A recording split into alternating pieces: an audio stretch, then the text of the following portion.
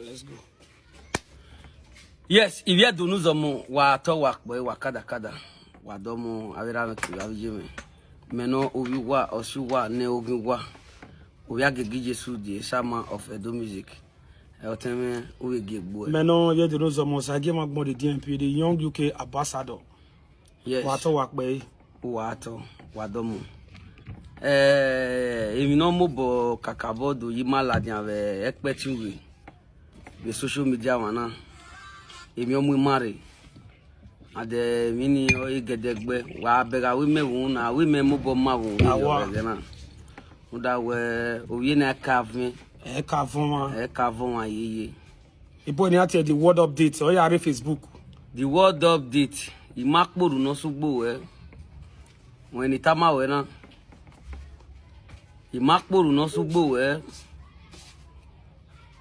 mi mani pezi gan ru de ari ewebo emi no mu we akian inwina venu aya mi we orun dari ewebo uginwina ya mu we ge mu we ginwina ya mu we adobo mi we awupon no mo ari eze aka o venu ya pa wa igera nu du munera tie boji no do susu aseno logo webo na na isu sagana nuru da elele do awe saga ugwale nwina mami ewebo iwa ya nwina TV mi enu da we igo ni ameseri yen awa igo ni umeseri yen wa seri yen na agbon we kan na lawuda na won na do sun we egbi mani pesige otemo se agi egwegun anu da we the word update mami video no wewu this is your last bus stop e we no ku we Nigeria kan be ku we webo ni we gbe be di owa because e ma ya pe kan because we wa ye eri mare we say aigiato no yakobe yen we ya ki etu we ro ko take we ro ko to o fonkin we ameti we the ticket we ade Nigeria me have eri we boni wa ya ameti we bu me ade nu ga wa waniki e ma ya roa o fonkin u kere gbe no ku we Nigeria kan be ku we ke we bo we ade anu wa re mi eri ado hin oba wakin obi esan wakin na egbe na me we kere owie hwe wekin we kere gbe e Facebook we ari go nu go meri go ni mere ya check e giari ge Facebook o je ipezika ya fe go ya kin iwa makia e nwuna na nu go no we ari obo we rije we ke be yin ba wa because I go no do money am I selling we yin ma denu we awa e denu we u kere gbe awuye di work update no mama no update no give we mo update ya agbon ma we a when ogun ase no ladia nu we of bucket venu nu ya we ma be nu we korion e we gun we fi ojo a do ni we si aloko we to mo e wu ya nyamu na be je gbo e me ba je gbe wu ni wa je no sleep ne bo filo kwa upon usupon no ro e kana vie na ro train station kana la no my brother dole meta we ewe boni ewe ra wijwe we meti we wonu atawo na area we bo no pare bo are you god ya area bo ya di with we wani am ya we be I come Nigeria na kwego me we bo we ana ku we bo na kam we utaje we warie radio wa we rie ana mi we be du we me yeye wadi ekenu ori aduro ni wa kian warie ba tie woni e we Africa country no ori aduro ni wa ni wa muda u kere gbe we no tori we ga ko ben we muda na we ga no je wa muda gidigan u kere gbe my brother the word audit man no anyway eni kita ni na eni ewu eni bingo the word audit dole meta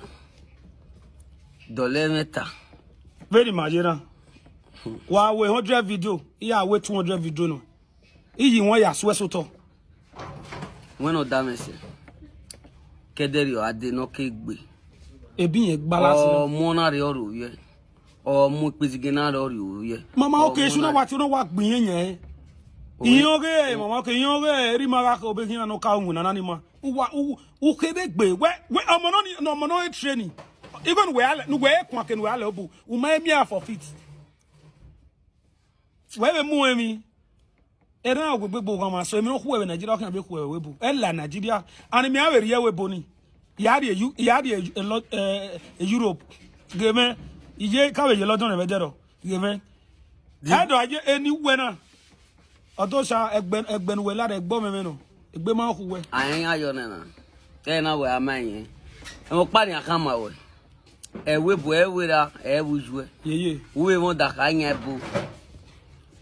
Uwe pa wa we o wa be ma we. We agwale oduma ma gbe we bu. Eri ma be ya go ma ni pezigen be agwale eri odo. Egwe ike gwegun. O we video ni ma ban. Ona pin won. Wa we gbe pin won my brother.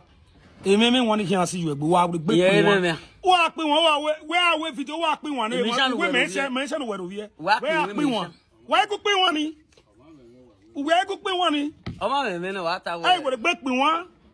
We video pin won. Enu we je di wo audit man no anyway. Ya je nwa mewe. Je nwa mewe de minuwe ne do alogo nisan. No do so ane ni visa ne gie. O me ke na ise ban adu gwalu gwa we. Wenu se wo adu kwa we. Adu ri e bo aka e yo ge de wenu se. Agwe we ba agwe. Won ki we la Nigeria. O pa we lo ro nu we. Won agwe la Nigeria. Ewe na bata. Uneru no sojo na nota. Unda we wo kan ma se no sugwa pata o pa firan gbe. Ogbe. O pa firan ya. Ogbe obi emi. When ne ge ya ka boss no menu. Wa so ni we saga we bu. Wa mo governor wo na re wa. Wa you no ri ai. Wa mi no no wa. O wa no kwa. O ba ge dororo. O wa no kwa. No ke we ya gogo. Unu na ya ti oba ro pa agwe.